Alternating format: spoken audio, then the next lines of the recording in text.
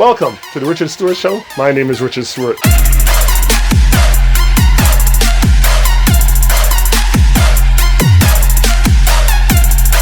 I'm a former national team player for the Canadian national team who won a silver medal for Canada in the 91 games in Sheffield, England. I also played at St. Joseph's University NCAA Division I in the Atlantic 10 Conference. Stewart again down the lane, no foul, they let him have it. Richard has 19. Currently, I own Advanced Basketball Canada, a program that teaches kids how to play basketball from the fundamentals to the more advanced. Two of the notable players that I've trained are Dillon who plays for the Memphis Grizzlies, and Brooks will go and jam it with the right hand off the setup by Morant. And Ignas Brazdeikiz, Brazdeikiz to steal, some contact, and we play on. Brazdeikiz, happy holiday! who plays for the New York Knicks. I also train ladies, and the ladies that are in university and have played in Europe as well. So I have a lot of ladies who have trained and are playing basketball. Welcome to the Richard Stewart Show. My name is Richard Stewart. Ladies and gentlemen, we're doing this show from a remote location because Coach Richard is away from his studio and away from the area. And I'll be back. But right now we're just doing it from a podcast episode here. So here I would like to introduce to you my assistant, Kyle Andre. And he is here with me today on the podcast to lend his expertise into the program. I've trained Kyle in the past, a good basketball player. And we're going to see how this program goes from a remote location.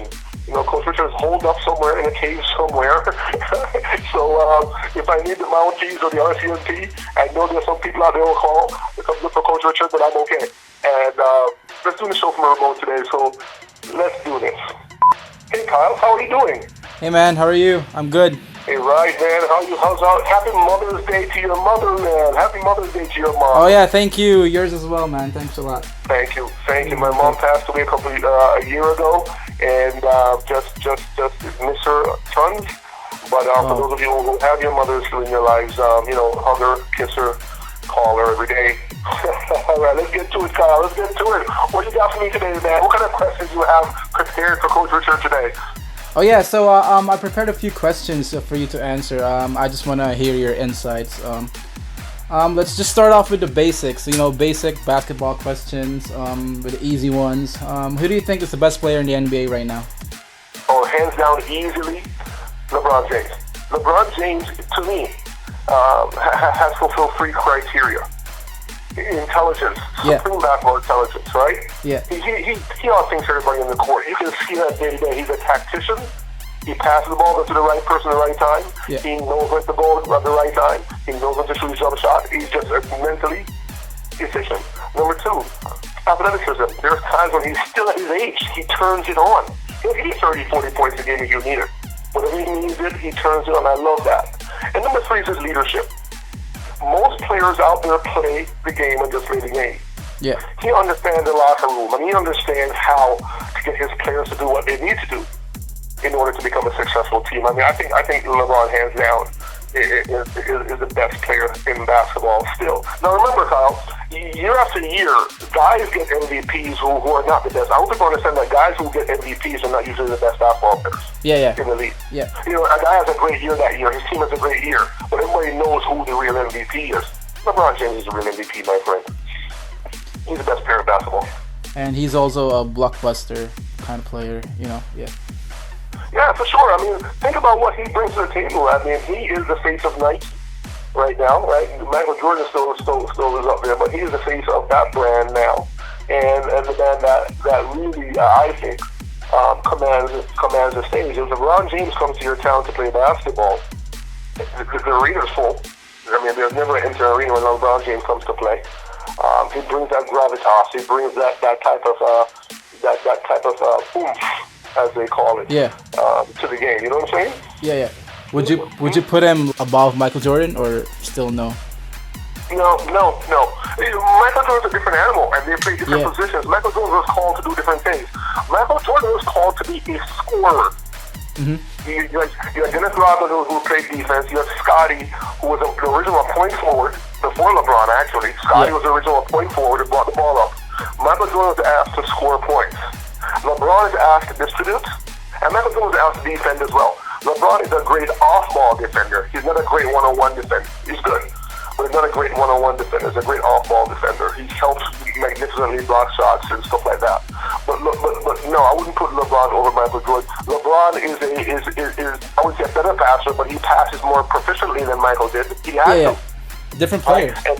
Yeah, well, they're different players, different position, different era, different time, different things the team asks for them to do. You know, LeBron's jumper, long-range jumper is better than Michael's is, but Michael wasn't called to shoot three-pointers until his legs were gone, right? Yeah. So, it's just different era, different player.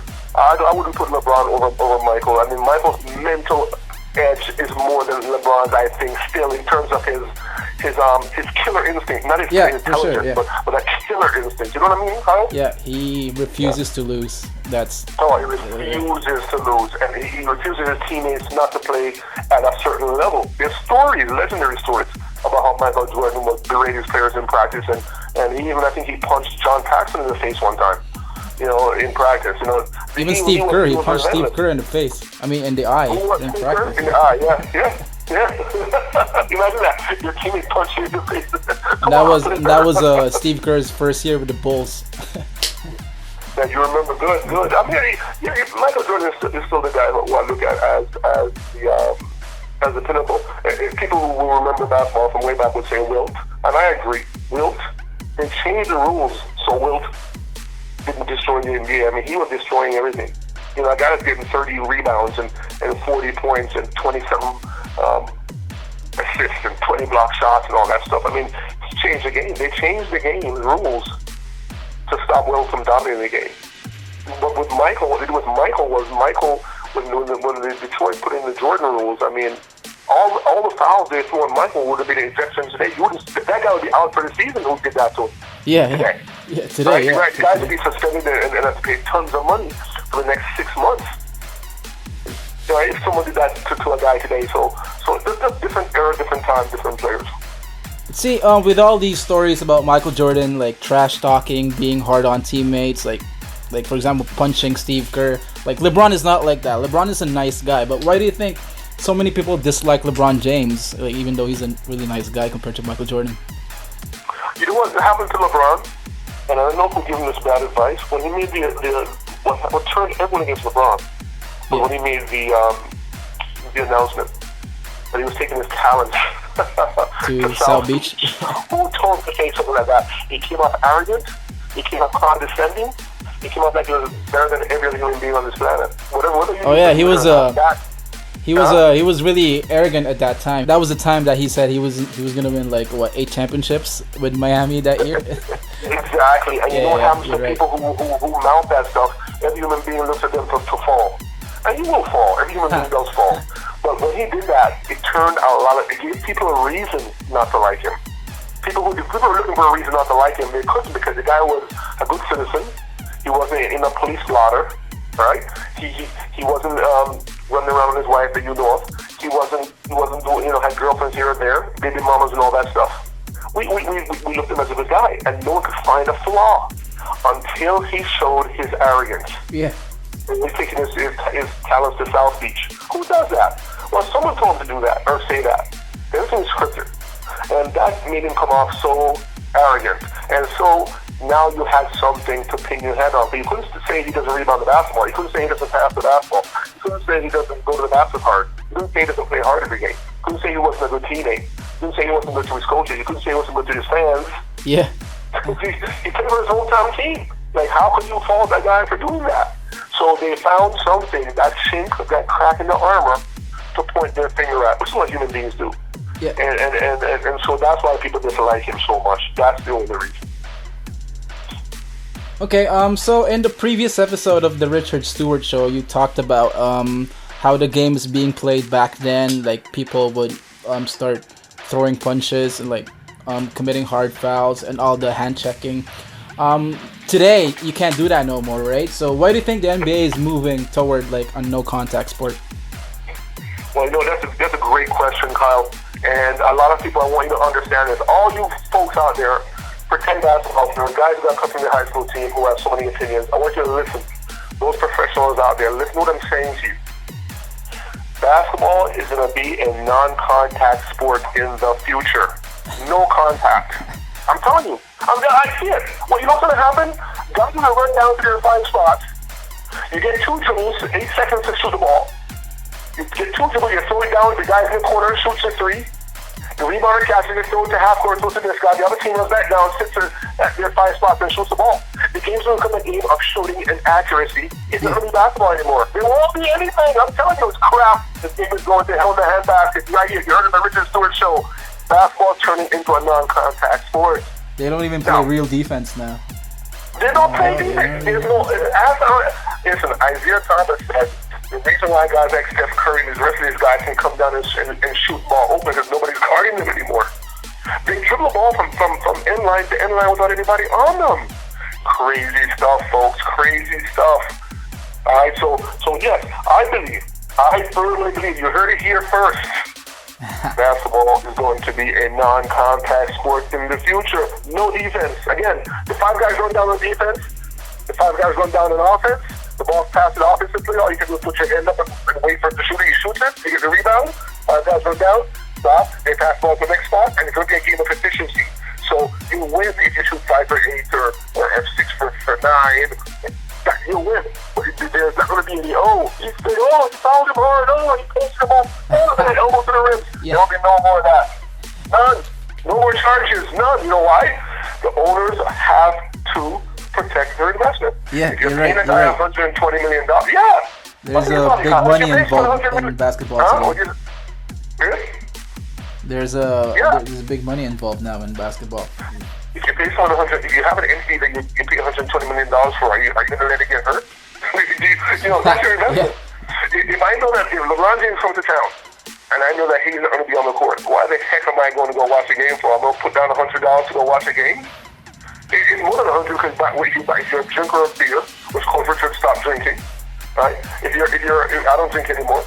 So if you drink beer, if you drink pop, if you eat popcorn, if you drink soda, if you buy a hot dog, it's $100 easy for your assault for a game.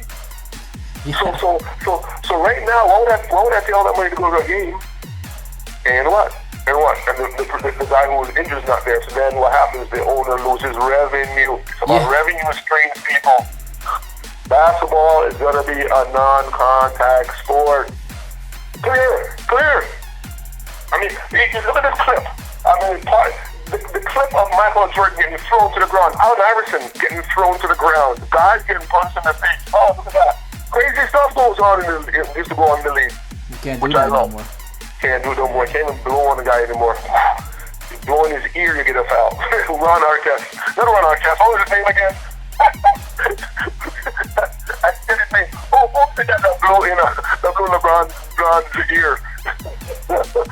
He was playing for Was that Lance Stephenson? That was his name? That's it, famous Lance Stephenson blew in LeBron's ear. Played for the Pacers. Yeah, the Pacers. I think he's in China now. Is he? Yeah. That's where he should be. That's all right.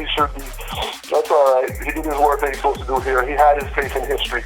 But it's only a non-contact sport. Again, like I said, players are commodities now. The owners have spent a lot of money for these guys. There's no way they want these guys injured. It's true, folks. You heard it here first. Non-contact sport, like golf. All right, so you talked about LeBron being the best player, still the best player in the NBA today. What about Kevin Durant? What do you think of Kevin Durant? Where does I think Kevin Durant's done. Everyone knows that, right? I mean, come on, people. This is what I'm saying to you. I played this game a little bit. Some of you out there played this game a little bit. You've seen injuries. That injury is a career-ending injury. Listen, if Kevin Durant plays me, I'm sprinting up and down the court if he's playing me on defense. I'm cutting across the lane without even... If I catch a basketball, I'm not shooting for the first 2 minutes. I'm passing it back to my teammates and sprinting to the other side to sit and cut. As soon as he gets to the ball, I'm going inside-out crossover. Yeah. I'm going to step back inside out behind my back, go. I'm doing side-to-side lateral movements so you can stay with me. I guarantee you this. Kevin Durant is going to be a straight-up step-up shooter. That's it. Well, he can shoot, though. He can shoot. What'd you say? He can shoot, though. He can shoot it really well. Well, how's he going to cut to get open? And who is he going to guard? That's going to stand there. He's going to play the center. So they're going to move Kevin Durant to the center to play who? Yeah. most centers are stepping out now on the three-point line and can drive. So now they're going to move Kevin Durant to the center position to guard his center. Offense, they're going to run it down to the three-point line and pass the ball to him. He shoots it. He's a liability.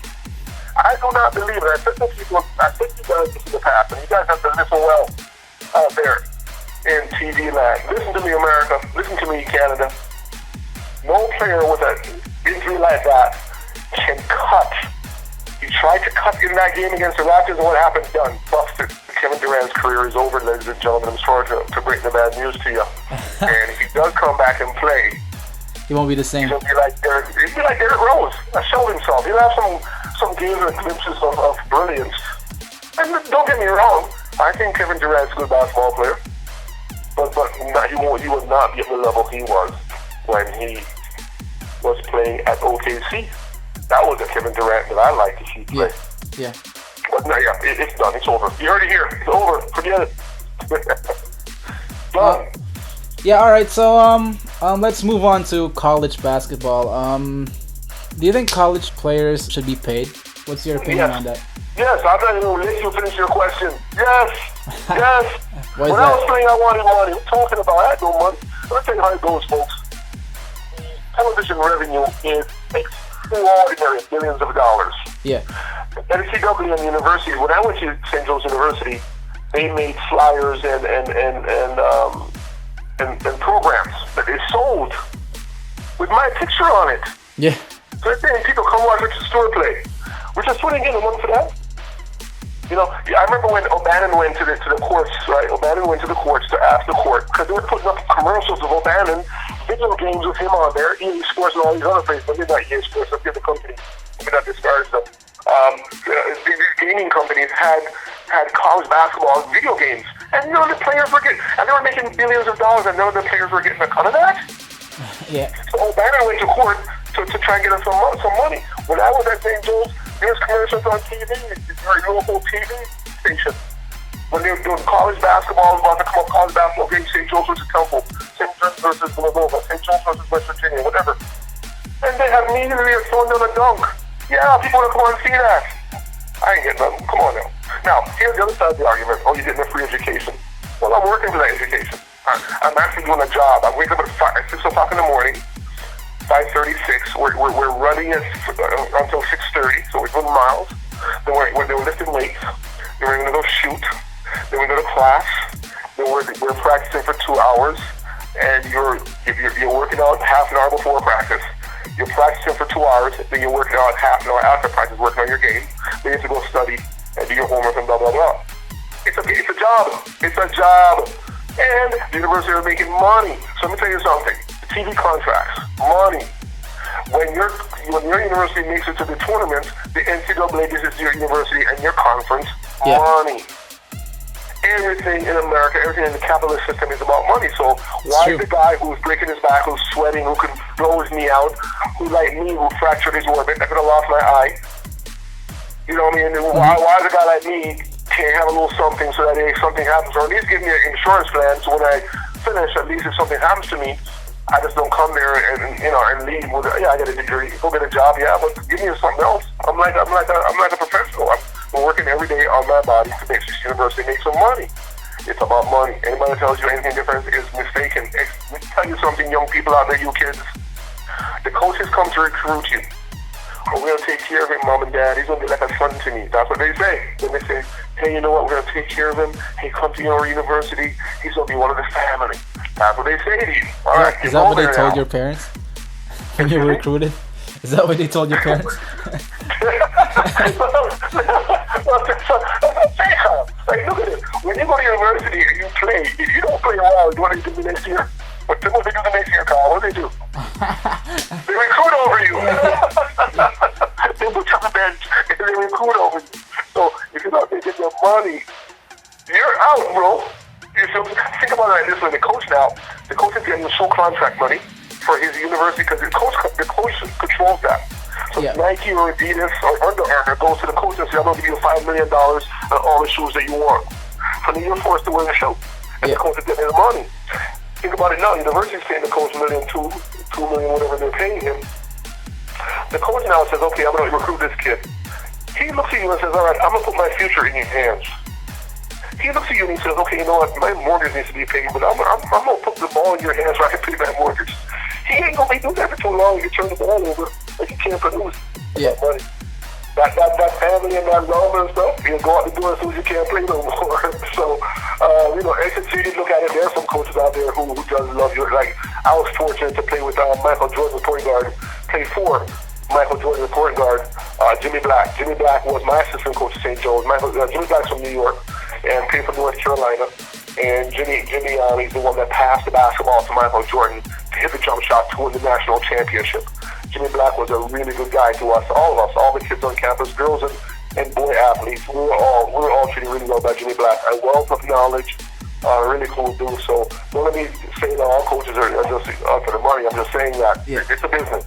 It's a business. It's still a business. So yeah, they should be paid, Kyle. As someone who's from Canada and went on to the U.S. and played Division I basketball, how does that affect the Canadian university athletes? And that's a great question, and that's the one that a lot of people haven't thought about and thought through yet. There's someone in a think tank somewhere or someone in a dark room thinking about this. Think about this. Yeah. If Canadian athletes now get partial scholarships, you get room and board paid for, or tuition paid for, either or, you get like a 80, 70 or something % paid for. The United States is now going to give up money to great athletes. No kid is going to stay in a Canadian university who can go to the U.S. That happens now anyway. But here's what's going to affect the Canadian sport even more. Any kid now, and he's decent, his parents are going to send them to all the prep schools and high schools in America. Think about what's going on now. That's what parents do now. Parents with money, parents with means, send their sons to prep schools in Florida, Connecticut, all over the place. That's what they do. Now, the high school kid in Toronto who looks halfway decent, Mom, I gotta find a relative, or we gotta move, or I gotta send my kid to a high school in America. Yeah. Right. Now, you're saying it's a global sport, they can get them anyway. No, some of them fall through the cracks, but I'm telling you, it's gonna change the way Canadian athletes look at sport. Because think about Giannis, the Greek freak. His brother is not even going to university. His brother's going to Europe to play for a year and then come to the NBA draft. He's bypassing the whole system. You see, so now, Canadian athletes now, they look at themselves and say, you know what, we want a piece of the pie. If don't pay at the university, well, they're not at that level here. The monies are not that here that way. There's not television revenue to pay college kids in Canada. The revenue is not there. The TV revenue is not there to pay Canadian athletes. Yeah. It's just not. And you think our American schools are around, those big football schools pay for the rest of the athletic department. You move to Alabama. When you go to Louisiana Tech and Louisiana State, that football revenue pays for the whole athletic department. It ain't women's golf. It ain't men's badminton. So people gotta get it out of their head. How will it affect Title IX? Don't even think about it either. Every school now is legislated to have women and men's sports. Sports, and how many people are in the stands? So who's gonna give that money? I don't know. But right now, I think Canadian kids are going to start going to America to high school and just go. Because they know that once they get to university, that's a pacing right there. That's money in their pockets. Now, how does it affect the whole basketball world? It means that kids are now not going to be the amateur status like they were. Like, think about what happened back in the day. USSR, Spain, these kids were in professional basketball at 15, 16 years old. They were playing pro. Yeah. So that's what's going to happen now in Canada. Anybody can play basketball well, they're going to go to Europe and play 1 year. We're going to lose all those high school kids. And then go right to the NBA. Because while you're going to toil at a university, in Canada, why would you toil at a university in Canada if you think you can play basketball a little bit well? Yeah. Why? Right. Why? Go to Europe, play 1 year, then come back and go to the NBA and try to make some money. So we lose our university athletes. That's what I'm thinking. That's my thought. That's what I'm thinking. Why is that? If you're a university player, let's say you're playing for a university in Canada, how come you have a lesser chance of being scouted or playing pro compared to if you go to a Division I or I don't know? No, it isn't, Kyle. You're wrong here, my friend. That premise is wrong. It's no more like that. They go to Africa and find guys. They go into the bush and find guys. Yeah. It's not that way anymore. No. Back in the day, it was that way. Yeah. Now, if you go to high school and you score 15 or 17 points, it's on the internet. It's in the newspaper. People find out about you right away. They'll send Yeah, someone up that's here true. to people right away. No, you're not going to be able to hide it. No one hides anymore. No one hides anymore. Everybody's getting seen now. And remember, a kid who's in grade 8 is being scouted now to play what they call that, the prep, the junior prep. Mm-hmm. They have a junior prep, bro. So think about it. If you're grade 8 and you're decent basketball for grade 7 or 8, you're a decent basketball player, before you even get to grade 9, they have a junior prep for you. Usually prep used to be prep, you get to prep at grade 10 and grade 11. Yeah. Right? But 11 and 12. are Canadian universities like an inferior product? Interesting. Coach, let me say this gently and delicately, so I don't offend my fellow Canadians. The system of choosing coaches, the system of how we do basketball here is changing, but it is antiquated. Some of the coaching here is not up to par. Now, I've gone to enough games and I've played enough here. Yeah. Some of the coaching is not up to par. The guys were not making adjustments properly. Guys were not using timeouts properly. Guys were running plays. And that's what, comparing to like Division 1 or US university schools, right? If you're a Division 1 US coach, you've been put through the crucible. You've been tested. Yeah. You don't become a Division 1 NCAA coach not knowing what you're doing. Yeah. But there's some guys who get university jobs here in Canada. I've seen it, and I'm like, man, that guy's running that play. Well, that play doesn't fit the players that he has. Yeah. He's running a system just because he read John Wooden's book or he went to a clinic in America. Yeah, I know what you mean. Yeah. So if you have certain type of players, these guys are not flexible enough. In Canada, you have to be more flexible. You see, in America, when you recruit someone up for your system. So if you have a school in a system that says, okay, I'm a three-point bombing system, I'm a run-and-gun system, like Princeton used to be with Pete Carrill, I'm a backdoor cutting system. You understand what I'm saying? Yeah. Like you have systems set up, the North Carolina system, you pass the ball 5 times before the guy shoots the ball. So you recruit guys that you can get guys all day long to in your system. In Canada, you don't have that luxury. The great players in Canada go to the States to play. So what you have to do in Canada is you have to adjust to who comes to your university. Yeah, they're recruiting players to universities now, but the crop is not like the pick you get in the States. You can recruit guys and say, okay, I need a guy to fit this, that, but you got to be able to change your system. I don't see enough flexibility in the Canadian system. The product is inferior? Yes, the product is inferior at some levels. It is inferior. It is a more athletic, more dynamic basketball system in America, sure. You know, we're a country of, 30 million people? There are 360 million people. So you get that, but our players are catching up fast, but all the players that are catching up fast are moving to the States are playing NCAA or playing NBA. They're not playing in the Canadian Basketball League, professional league. They're not playing CIS or Canadian University leagues. So really and truly, the product stays inferior until we get some coaches. Like some of these athletic directors have to think outside of the box. Hire some guys who actually have done this stuff, who are not married to one system, and we have enough left here to be entertaining. Yeah. But guys, you know, are getting recycled. We have guys getting recycled as coaches, and friends of coaches, and friends of this guy gets the coaching job and all that stuff. And really and truly, we haven't delved into the myriad pool of talent that we have in this country to coach basketball at the university level. Because I'm telling you right now, there's guys that I know who I can put guys together who will be the U.S. university in their university, high-level universities. But there's only 2 or 3 universities in Canada that do that. They can do that right now. It can happen. There's no reason why Ryerson doesn't beat U.S. universities on a regular basis. Ryerson should draw from Toronto and Ontario, which has the best basketball players in Canada. Mm-hmm. University of Ottawa, right? A university like York University should be high-level basketball. I mean, you have basketball around that area like crazy, and in Toronto. So really and truly, if you're not getting the rest, because that's what King's universities get. We get the rest. I'm not against the best. We get the rest, right? Out of the rest, if you're a good coach, you can actually do some work and invite U.S. universities up here and beat them.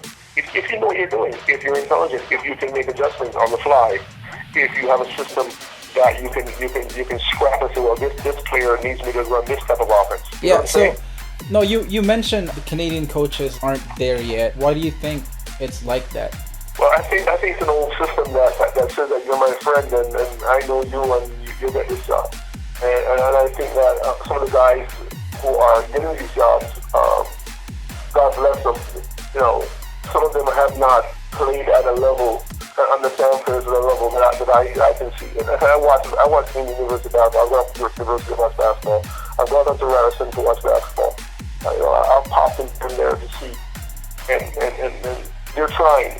They're trying. But there's coaching talent out there that's not being tapped because of some arcane system of you have to have levels of how to coach people. Dude, if you played you played NCAA basketball, you have an idea of what basketball is all about. If you play on the Canadian national team, you have an idea, you played around the world, you have an idea what basketball is all about. What do I need to go sit in class for 2 hours to hear from some guy to tell me how to run a layup line? It makes no sense. It makes no sense. You think... What do I do? You think maybe it's because Canadian universities isn't really a platform for basketball players to go pro? That's why? That's a great analysis by you.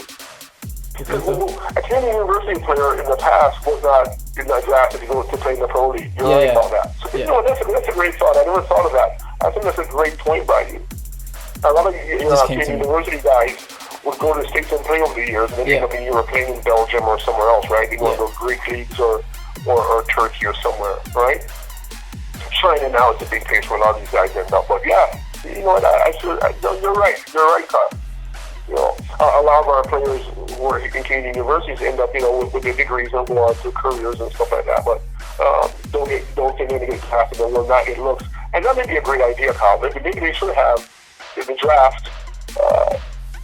Would be good to have 1 or 2 players from Canada, 1 or 2 best Canadian players on the draft board. Now, that happens anyway because you draft as a free agent, right? So that happens anyway. That can happen anyway. If you're that good, that happens anyway. They take people from all over the world now. And most of the great, I think there's 23 NBA players that are from Canada now. Well, you've been around basketball for how many years? The longest time. You think that's going to change in the future? Maybe? With this climate, everything's going to change. Yeah. I think we're going to have another team back in Vancouver. Mm-hmm. So I think we're going to have a team in Montreal. So I think the game is going to change, and they're going to have to start doing that because now, without players being able to travel across the border and all this stuff, they're going to have to broaden their scope a little bit. I mean, really and truly, with COVID-19, things are going to change, and I think they'll change those things. I think maybe you'll have a stronger Canadian Pro League coming up. Yeah. But I think there's going to be an NBA team in Vancouver and an NBA team in Montreal as well. Montreal, eh? Yeah. Well, Montreal can handle that. I think people don't understand there's some great players that came out of Montreal. Charles Rosselin, Boucher, the kid that plays for the Raptors. Yeah, Boucher. Even before that, there's plenty of players. Wayne Yearwood, there's a lot of guys that came out of. Wayne Yearwood went to West Virginia years ago. These guys played pro overseas. They're national teams. There's a lot of guys. Stewart Granger. Right, like Perry Douglas that played with me on the junior national team. There's guys that came out of Montreal and played ball, man. That's flat out great. So Montreal has a base of basketball knowledge, and I think they can easily. There's money in Montreal. There's old money in Montreal. They can easily have a professional basketball team easily.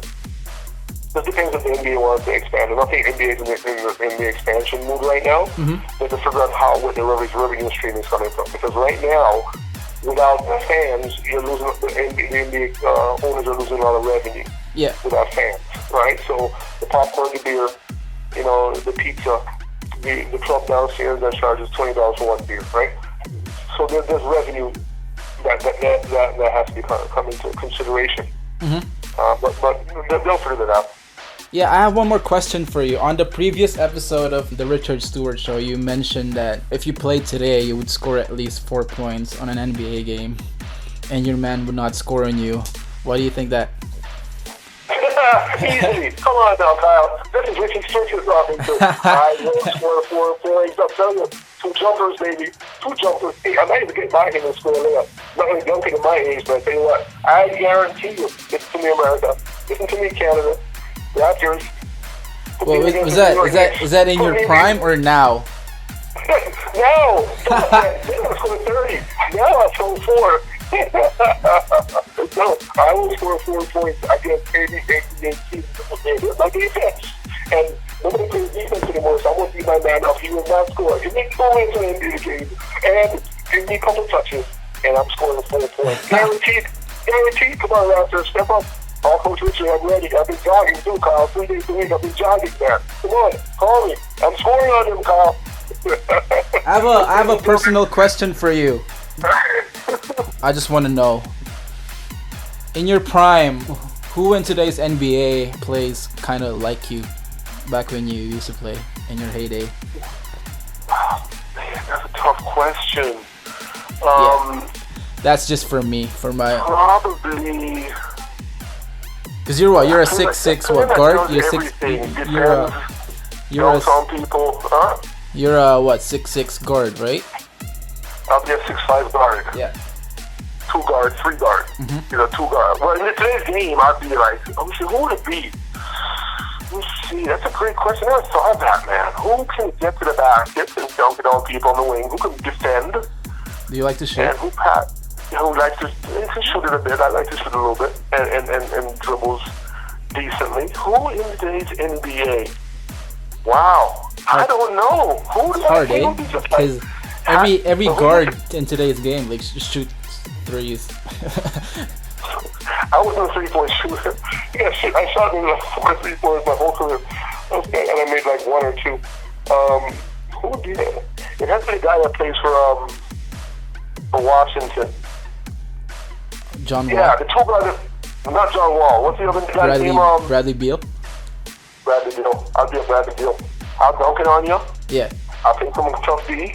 He's a 3-point shooter. And I can shoot a little bit. Well, yeah, except for the 3-point shooting. I wasn't really, but I'd have to practice the 3-point shooting now. But yeah, I think maybe like a Bradley Beal. Oh, no. You know what I'd be like? Who? Tatum. That's me. Tatum. Oh, Jason Tatum? I'm Tatum. That's who I've been looking around here in place for Boston. No, I'm Tatum. That's what I'll be. I'll post you up. Little jump hook on you. Yeah, he's kind of like Kobe Bryant. Huh? He plays like Kobe Bryant. He does play a little bit like Kobe, doesn't he? And that's why I play like, Kobe Bryant plays like me. I'm older than Kobe. Hey, you know what? Kobe was in a summer league when he was a kid, where I played at, and I schooled him. Just remember that. I want to let everybody know that. Schooled him. How old was he then? He must have been like 12. No, he was about 14 or so. And, he was in high school. And he was in a summer league that I played in. And, but he was a kid. But he was good. But at that time, Coach Richard has the edge. Young Kobe. Older, stronger, faster, wiser at that time. But yeah, Kobe, I remember that in Philly, man, back in those days. I played in the Baker League and the Sunny Hill League. The Sunny Hill League was a NCAA sanctioned league for NCAA players in the summertime. Played out of Temple University's gym, McGonigal Hall. And guys like Eddie Jones and Aaron McKee and Martin Macon and Tim Perry, Ramon Rivas from Puerto Rico. A lot of guys from who played at Temple and guys from Villanova, Terry Kittles, who plays the New Jersey Nets. Myself and a couple of my teammates from St. Joe's, Marlon Miller. Just a lot of guys played in that NCAA league. And when I graduated, I played in the pro league there, where guys who played for Washington Wizards and New Jersey Nets, and who lived in what they call the tri-state area, which is Delaware, New Jersey, and Philadelphia, Pennsylvania, played in the Baker League. The Baker League was an NBA-sanctioned league. Same place out of McGonigal Hall in Temple, man. So I play in those leagues, man. I play against those guys, man. I play against the pros, man. With those guys, I know what it's about. Okay, so that's all I have for today, Coach. Hey, thank you, Kyle. Thanks for being on the show today with me. Thanks for those great questions. Let's open it up to the audience. The audience will send questions in to us, to Kyle, and then Kyle could get those questions to me. Kyle, thank you for those questions. Have a great afternoon. Remember, folks, little things turn into big things. Until next time, take care. God bless.